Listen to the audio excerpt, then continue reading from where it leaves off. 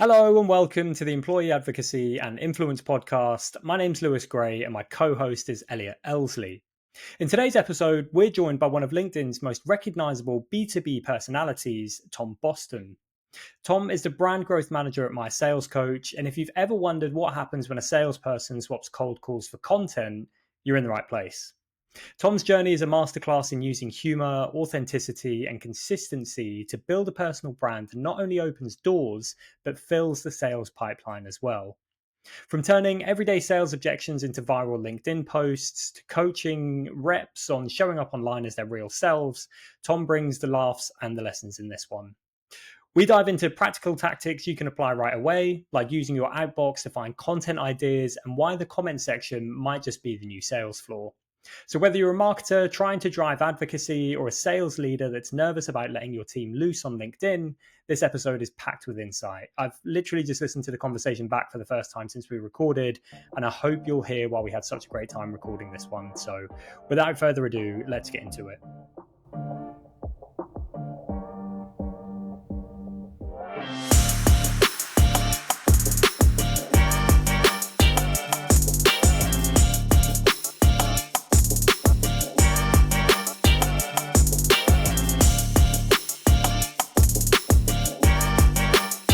Wonderful. Okay, so Tom, first and foremost, welcome to the show. Thank you very much for coming on. Would you mind just telling our listeners a little bit about yourself and your role? Absolutely, yeah. So my name is Tom Boston. I'm the brand growth manager at My Sales Coach. We offer on-demand coaching. We have a team of expert coaches on our marketplace, and we coach sellers to hit their goals, right? Sales is hard. I can tell you that as a former seller. So yeah, we're really flying the flag and empowering sales teams to embrace coaching from an external standpoint with experts in their field. It's amazing. Yeah, thank you very much for giving us that intro.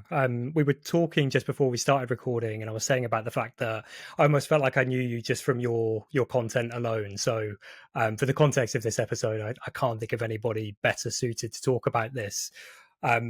Personally speaking, I think you probably are one of the most recognizable faces in B2B sales. Again, I knew you before I knew what you did. I was just seeing all of these videos in my feed that I find hilarious, and then naturally, whether it be through your content or through exploring your profile, I learn more about the businesses that you've worked for, because I think I followed you for about 3 or 4 years now. But question for you, Tom, just right off the bat, when did you first realize the importance of a personal brand and the impact that it can have? Yeah, so probably 2019. Just before COVID, really, when I started creating. It came at a time when I was working for an organization, and a lot of people in the room had a big brand on LinkedIn, and I very much didn't. So out of necessity, really, to level up, I started kind of creating content, and I've always loved video. So I started creating quite serious videos about sales, outlining myself as a sales thought leader. Nobody watched those, nobody cared, and that was quite difficult for me. So it was only when I started to lean into humor, observations, kind of relatable content around sales, that kind of stuff started to land, helped me with my conversations as an outbound seller. And then that's really when the importance became very apparent. I was like, oh, wait a second. I'm going to get closer to hitting my target by using content, and then never look back. So that's like story old as time from our perspective when it comes to, like, from our side of things, advocacy and advocacy at scale. We always talk about like letting people have their own light bulb moment where they go, oh, all of a sudden I understand why I'm posting on social, and having that, like hearing you say, all of a sudden I realized I was going to hit target way quicker because I was doing this and people were noticing it. It's just getting people to that space so often with this is such a big momentous moment for most businesses, and it's different for every person as well. Again, really kind of 360 moment for me to go, okay, I think this is how I should do sales. I think this is how I'm going to be successful. It's interesting that you did it just before COVID as well, which probably makes you more of a trailblazer because you can say before COVID. But COVID was obviously the big ramp up time for all of this as well. Did you kind of see that from your side? I think I noticed a big scale up on LinkedIn. People aren't going to events all of a sudden, those sort of things. Yeah, well, the line I use is I always say I've been doing humor on LinkedIn before the laugh reaction. That's what I always say to people. Yeah, I mean, I remember following you. It must have been during COVID. It was definitely during a lockdown, so we're probably talking 2020, if not early 2021. Um, but I think it was the perfect time for it. It's like you say, everything was so doom and gloom on LinkedIn. But I'm glad you said, and I guess obviously it was a very difficult time. So obviously, no critique to the content we were seeing on LinkedIn at that time. But it's just reminded me about the fact that, I mean, we've got this later in the episode, but you mentioned about the fact that people didn't care initially. And I think I was late to the party because when I first started seeing your content at that time, it was getting a lot of engagement because I'm pretty sure it was somebody who put you on my radar. It was somebody sending me one of your posts. But we will come on to that because I think that's an important aspect to touch on. It's scary at first, but consistency is key. But before we get onto that, Tom, obviously 2020 COVID lockdowns, very different time. Obviously, fast forward to 2025, and we're seeing this growing at an exponential rate. So, why do you think more salespeople are building their personal brand online today? Yeah, well, I think that they're seeing that it's working, right? And they're seeing, people who are reaching an audience, building a brand, getting these kind of opportunities, working with organizations, being invited onto podcasts, these kind of things that kind of get you out there and get you seen in the space. They're very appealing to people, especially early in their career, right? Especially if you're kind of stuck in that maybe SDR space, or you're not quite sure what your kind of next move's going to be. Maybe even you're applying for roles, right? So I coach a seller who said that they got their next role, they're about to leave their organization because of the content that they've been creating on the platform. It's proving to be really beneficial for people's careers.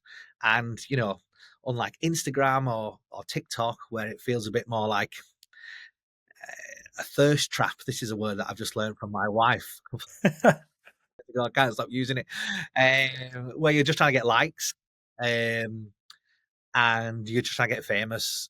Like I and a lot of people I coach, no interest in that. It's all about your career, and people on LinkedIn are very interested in building their career. And I think, content is definitely at the heart of that. So I think that's why it's gained popularity. I think it's being able to speak to a niche, right? It's speaking to a particular audience to the point of Instagram is just how many likes, how many followers, not who those people are. Whereas if I'm selling into professional services or something along those lines, it's how do I speak to that subset of my audience at a like really, really high level that they recognize and can kind of see, like that micro influencer approach to things. As you talked about there, it's niche, it's specific. I'm reaching out for a reason. My content speaks to that. So yeah, it all ties together. Obviously, like we said, things have changed and people are catching up to this now. Salespeople are waking up to this idea, and like we say, the growth is exponential in terms of personal branding. But Tom, do you think this is still misunderstood by certain organizations? Once upon a time, I mean, we've been banging this drum for years. You obviously have as well. But do you think there is still that tinge of why are you using social media at work? Why aren't you on the phones? That kind of thing. Yeah, it's definitely not valued as much as traditional outreach methods. Don't get me wrong, there are some organizations who get it, and they will understand that their reps need to be creating content and dedicating just as much time to that as they might be with their emails that they craft or the calls that they make.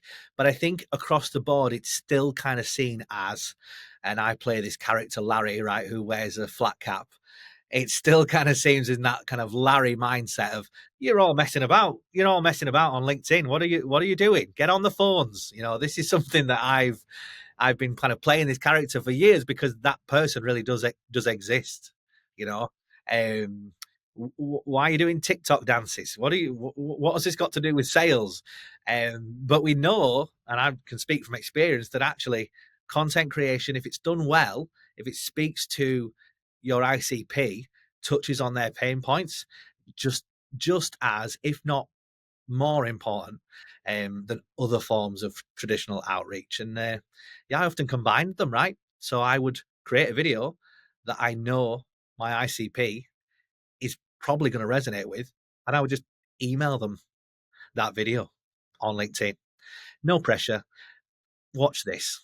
I think your anecdote of the old school sales managers and the flat cap sales managers is still very much, and I think they're aging out to a degree, if I'm being, really candid with it. I think they are slowly starting to fall away, but it is still such a challenge with all of this. And I tend to find anecdotes being the most useful thing to do when you talk to those people, rather than talking about impressions, which to them is just an imaginary marketing number that doesn't really mean anything. You have to go, I closed 1 million in pipeline over the course of last year from LinkedIn posts and social media outreach. And then all of a sudden they go, oh, I understand that metric. That is really, really important.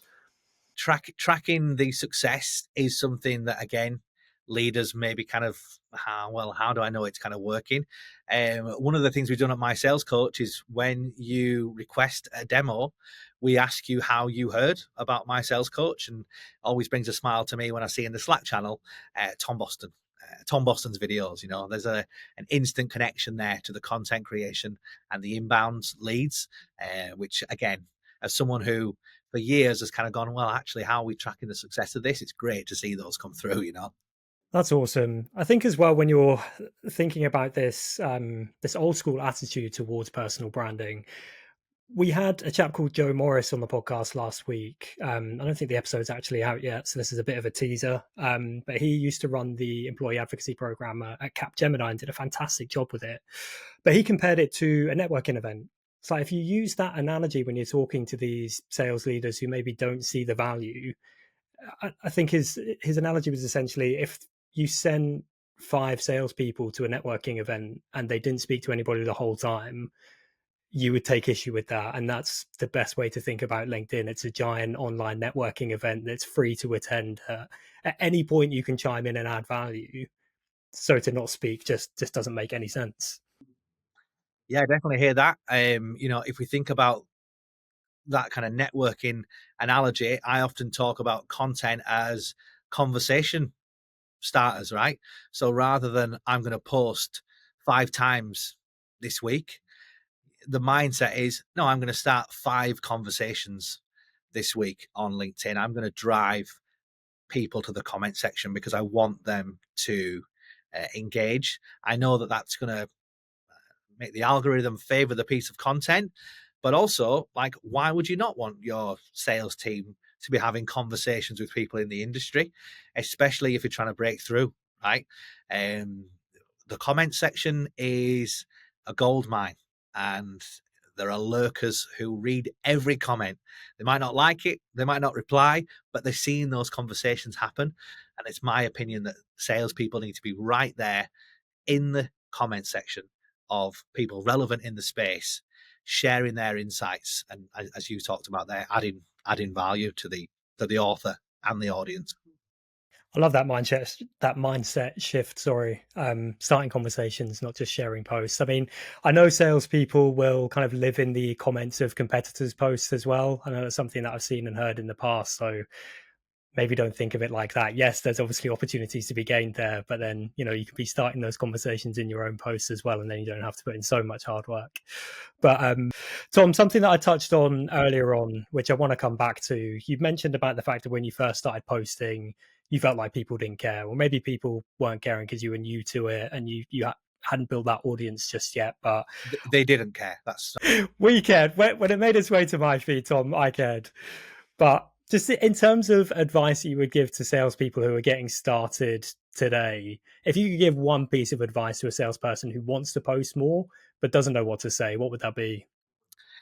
Yeah, great question. I always say, start with your email outbox. So many salespeople will say, I don't know what to post, I don't know what to say. I don't have any answers. I don't know what I'm talking about. But those very same people that morning have sent 50 emails which talk about 5 problems that they fix. And I'm going, take those problems, bring them to life in your own way on social media. That is literally the plan. Do it in your own style, something that's comfortable to you, that feels like you, and don't talk about the solution, because everyone on LinkedIn's got the answers. I don't know if you've noticed that. Talk about the problem. Talk about the problem that you solve. That's my advice. I think that's where to start, and having the confidence to get going is so important. I knew that my content would be bad for about 6 months, and it really was. It took me a long time to find my rhythm. The early content, and it's still there if you scroll back far enough, I've got hair. Those early videos were me just talking down the lens and sort of pretending, if you like, that I had all the answers about sales. And I was talking very much about how sales is this and sales is that, because I was selling to salespeople. And yeah, it didn't feel like me, didn't feel genuine, didn't feel authentic. It was only when I thought I'd try something else by making myself a coffee, going into a meeting room and just talking to the lens about excuses that reps give for not filling out the CRM. That was one of my early viral videos.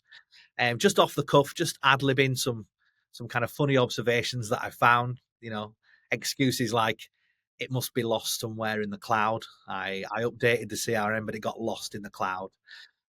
Or maybe I've not updated the CRM because it's all on a secret spreadsheet. And don't ask me about that. It's password protected. When I started to make that content, that resonated, and I was like, "Oh, okay, this is like a different way for me to resonate with salespeople, but doing something that I actually feel comfortable with." I will say that content has kept me sane in the last. My role at Disseminate these days is very much sales operations, and that content's kept me sane over the past 18 months to know that I'm not the only person dealing with these sort of excuses all the time. No, I think you made a really interesting point as well about the comfort. Like the idea of the email inbox is actually a really phenomenal concept from a starting point for how to create content, but also finding a way to do it that makes you comfortable. I think that's the biggest from our side of things in the advocacy world and trying to really scale this operation up at businesses. That's one of the biggest hurdles you run into is people just go, "Oh, I'm not really sure." And you know where that comes from. It's an apathy of, "Oh, I don't want to put myself too far out there. I don't want to look silly. I don't want to get no engagement," which I always find interesting for sales teams who are willing to hit, 200 dials a day on a cold call and get told, sod off every 5 minutes, but they're not willing to post something on LinkedIn and get 2 likes. Yeah, that's a funny one, isn't it? This idea of people caring what the engagement is, people deleting posts, which I'm very much against. What are my friends going to say? What are my family going to say?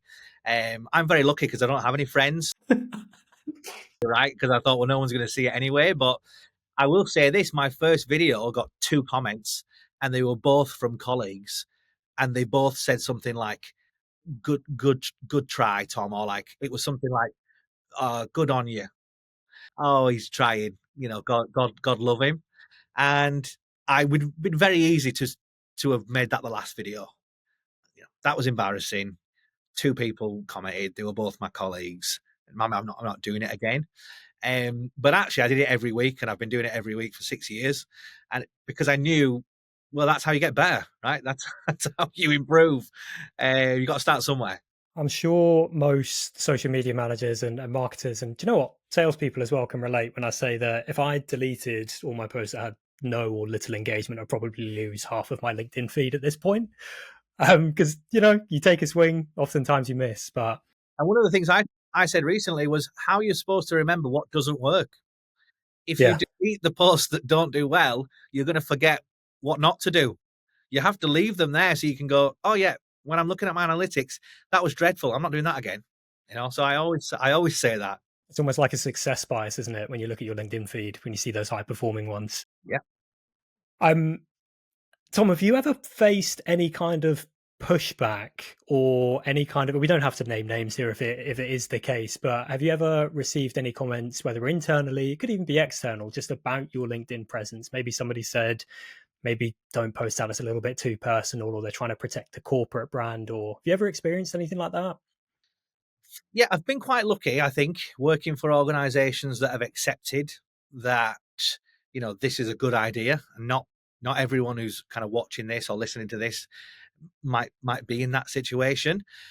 What I often say is, look, if you want to create content that, is going to be favorable to the organization, just have a checklist, right? Would the marketing team approve this? You can go and show them, right? If you want to check. Would the corporate page repost this? Would my CEO watch this and comment and like it? And if the answer to any of those is, well, probably not, then you might be in the wrong lane. And I think the best way to align with the company that you work for is to just be really open and honest with the team.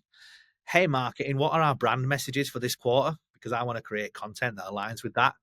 Hey, Mr. or Mrs. CEO, do you think this is in good taste with what you want our message to kind of look and feel like?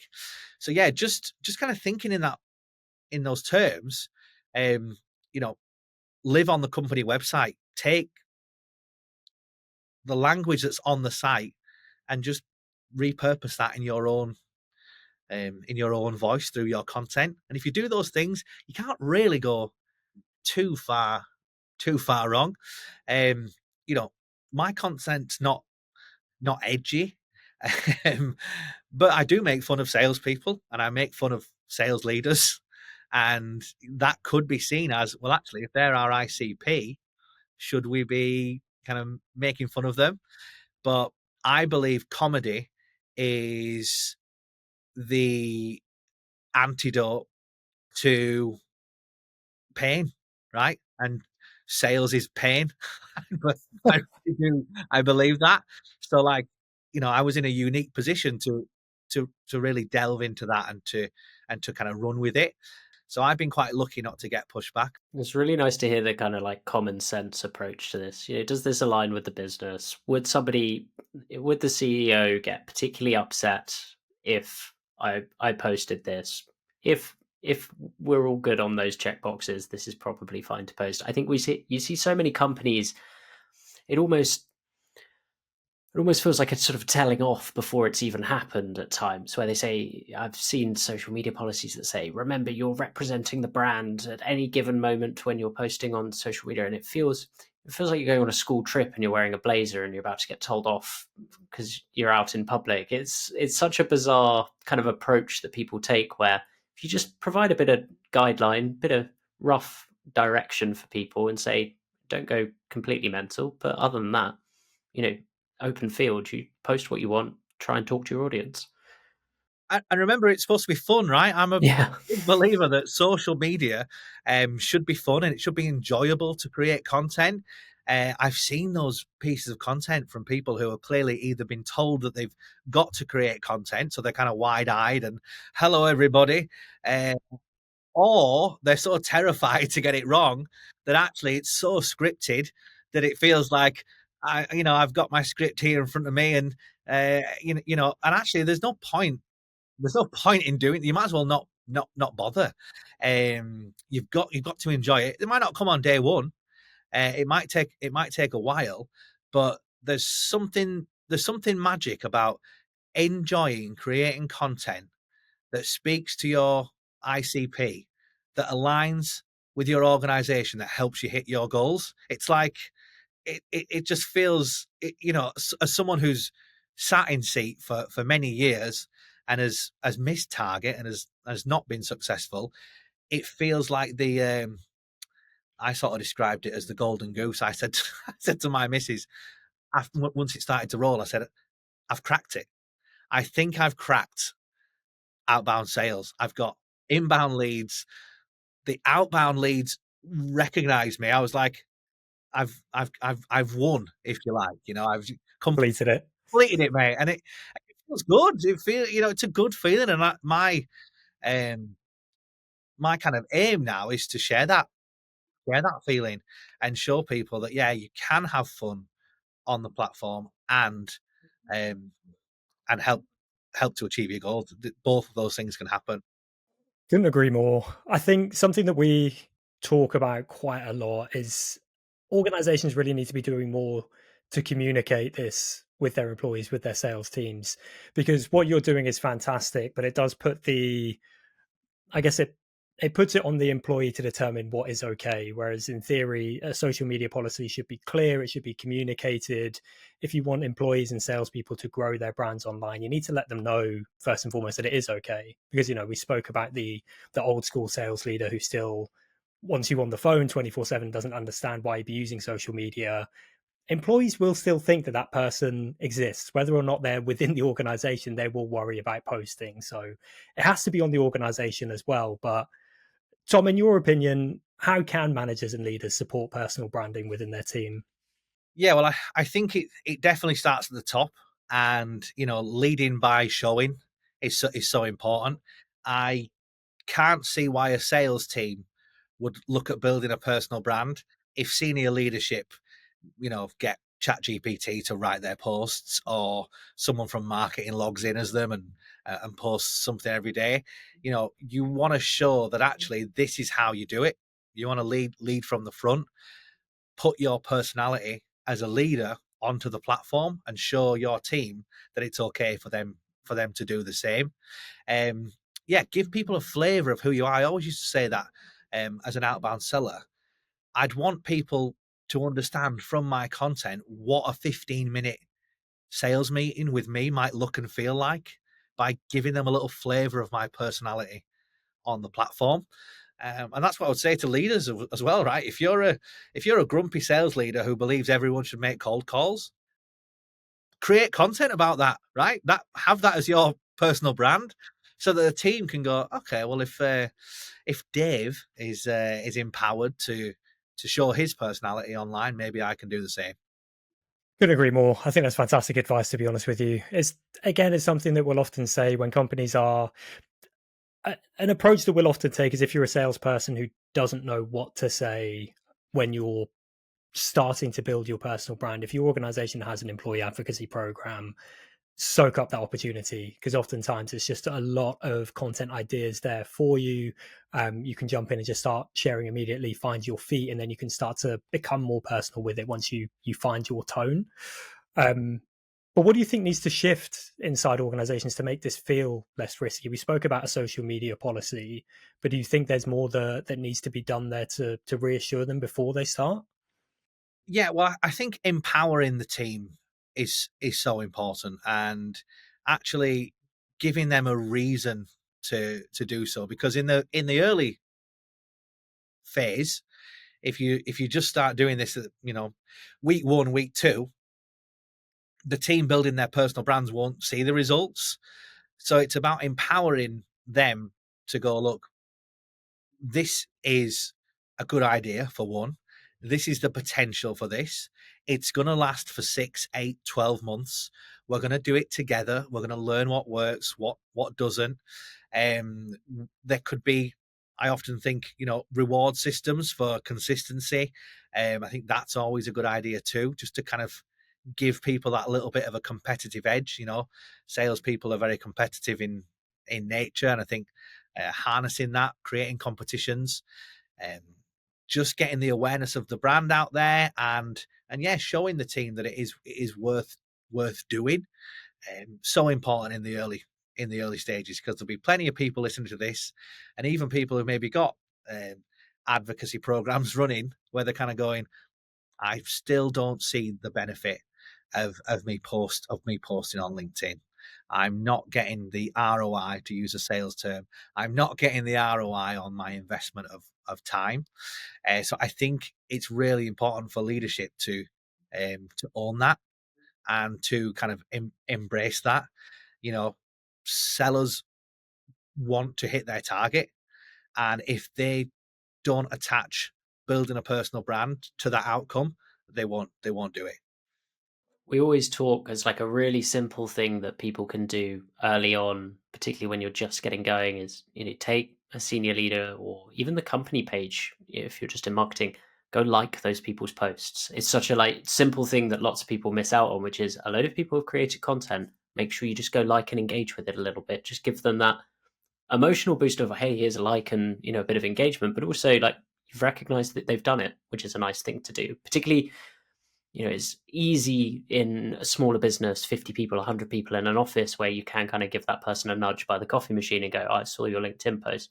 When you're in a big kind of more faceless organization where there's thousands and thousands of people, just liking that from the corporate page goes a really long way for a lot of people to go, hey, someone noticed that. That's a good thing for me. I'll do this again, actually. Tom, have you ever been part of an employee advocacy program? So yeah, we did something similar at an organisation I used to work for, Sales Loft. We had a small team that would be focused on their personal brand, and I kind of ran that small team to help them and to encourage them to post. And yeah, similarly here at my sales coach, one of the things that I said when I joined all those months ago is, look, I'm going to empower this team to have a voice on the platform. Even the most confident of people often feel like, oh, I'm not the person to have a voice. But yeah, I really do believe that actually having a program in place is really beneficial. What was as somebody who does post regularly, what was the experience like for you? Yeah, well, one thing I learned is you can't force people to post. Well, you can. In fact, let me rephrase that. You can force people to post, but that's pointless. And actually giving them the confidence, the desire to post, helping them with finding their direction, their voice, their tone, all these kind of things is actually more important than kind of what to say. And one of the things that we've worked on quite a lot here is helping people to find I call it mission statement. Like, what's your why? What's your reason for posting on the platform? Why would someone say you've got to follow Lewis Gray? Because, and if you can't figure out what the end of that sentence is, you don't have direction on the platform.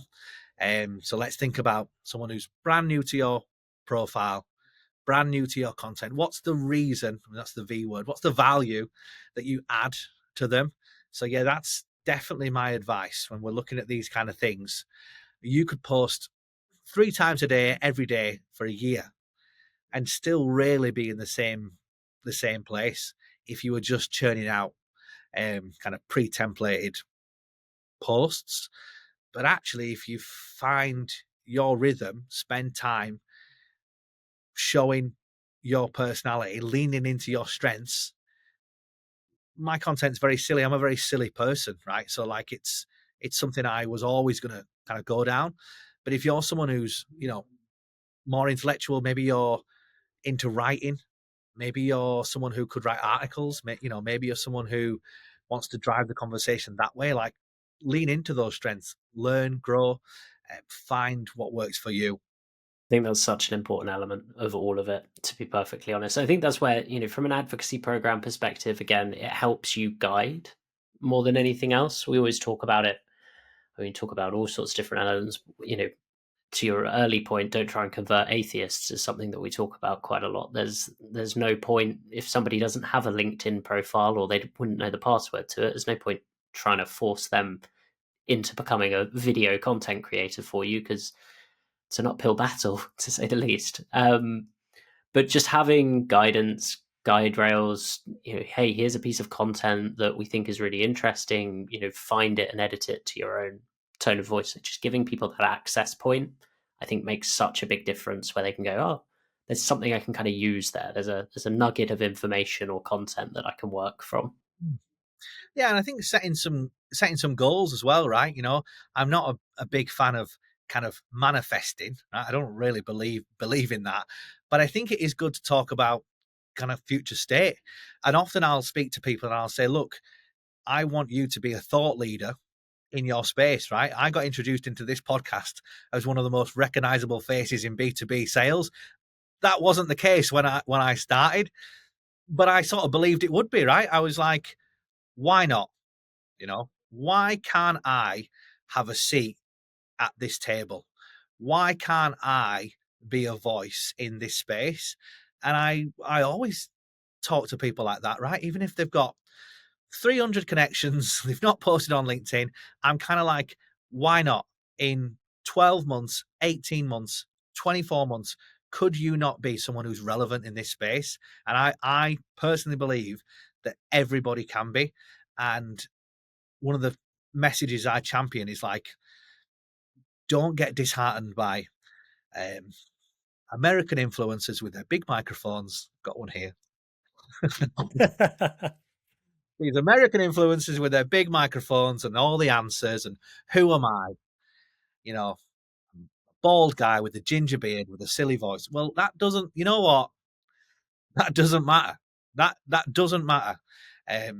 You might find that your differences actually become what set you apart from the pack. You know. I think that's a fantastic point to finish on, because if you scroll through the LinkedIn feed today, you will see a lot of highly polished, artificial, whether it's created using artificial intelligence or not, but very artificial looking content. Sometimes that touch of authenticity is actually, for me, it feels more engaging. And I'm a bit of a hypocrite, because I was obsessing over the fact that my background isn't the same as it normally is before we started this recording. But it is what separates you in the feed. It's just something a little bit different, but that authenticity resonates. And I think that's key to your content, Tom. I think you've done an excellent job of that. Tom, thank you very much for joining us on the show today. It has been fantastic. Just is there anything you've got going on at the moment? Anything that you wanted to discuss with our listeners? Well, you can find me on LinkedIn. I'm chronically online, which is a phrase that I like. But if you're looking for insights on sales and sales coaching, then give us a follow on LinkedIn. My Sales Coach, all one word, and you'll get some insights from our industry experts and maybe the odd meme from myself, because I run that page too. So yeah, give us a follow over on LinkedIn, My Sales Coach. Second that. I'll back that. Go follow those pages because it's fantastic content. Thanks again, Tom. Really appreciate it. Thank you. Thanks, both.